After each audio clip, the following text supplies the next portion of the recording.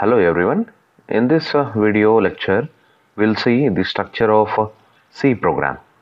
Any C program is consisting of 6 main sections. So now we'll see the brief explanation of each of them.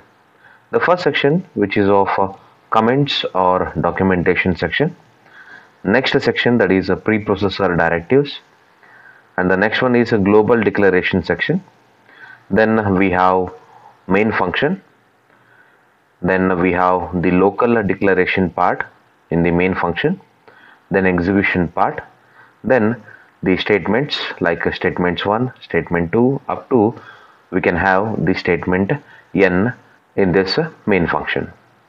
Then we have the user defined function. Now we'll see the brief explanation of each of them. The first section, that is a comments or documentation section. So comments are short explaining the purpose of the program or a statement. They are non-executable statements which are ignored by the compiler. The comment begins with the symbol /* and ends with the star /. The symbol are called the comment line delimiters. Here we can put any message we want in the comments. Example, I want to give the program name as program to compute the quadratic equation or program to compute the sum of two numbers. So this specifies the comment line delimiters. Note, comments are ignored by C compiler, that is everything within the comment delimiters are ignored by the C compiler.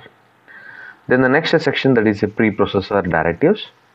Preprocessor directives which begins with the symbol called hash symbol, and they provides instruction to the compiler to include some of the files before compilation starts. Some examples of header files are hash include stdio.h, hash include conio.h, hash include string.h, hash include math.h, hash include stdlib.h, etc. So here stdio.h indicates standard input output, then conio.h indicates console input output, then string.h indicates that we are using the strings in our function, then math.h includes the mathematical functions or instructions. Then the next one is stdlib.h, that is a standard library, so which uses the library functions in the program. These are header line files. Next section, that is a global declaration section.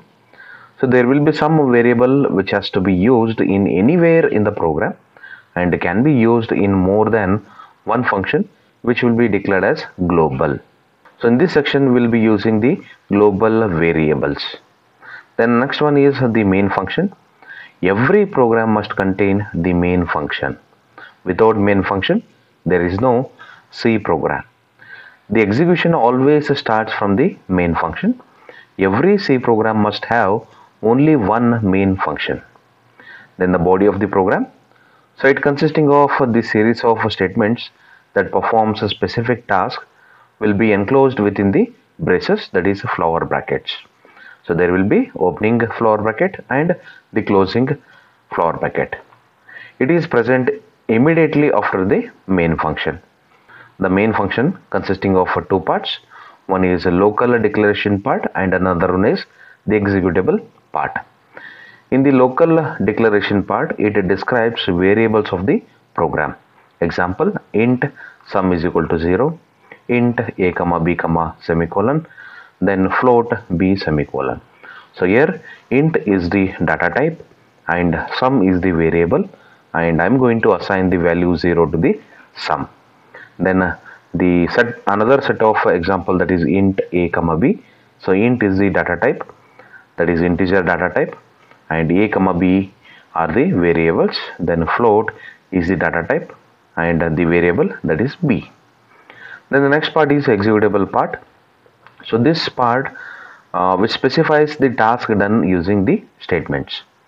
All statements should end with semicolon.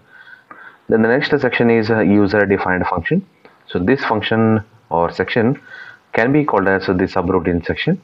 So all user-defined functions that are called in main functions should be defined in this section. So this is the structure of a C program. Let us consider a simple C program to display your name. So here the first section is the comment section. So here I can include the name of the program as a C program to print my name Rahul. Consider my name is Rahul. So I want to print my name here. So next section is a preprocessor directive section. So here I will include the header files like hash include stdio.h. Next is global declaration section. But here in this C program it does not require any global variables. So I will not include this section. Next is a main function. So I will include the int main followed by open floor bracket. So it consisting of two parts. One is a local declaration part and executable part here. So here I will not include the local declaration part, only I will include the executable part. So here I am not using any variables. So I will include only the executable part as printf my name is Rahul. Then return 0, then closing the flower bracket. Here the return 0 statement is the exit status of the program, or in simple terms which indicates the program ends. Here I have used int main function that indicates my function must return the integer value. Note, the functions used in the program returns some value. So here main function must return the 0 integer value, which indicates the program ends. Or else I can include a void main function. So if I does not want to return any values. So here void indicates that the main function does not return any value. So this is the simple C program to print your name, and the output of the program is my name is Rahul.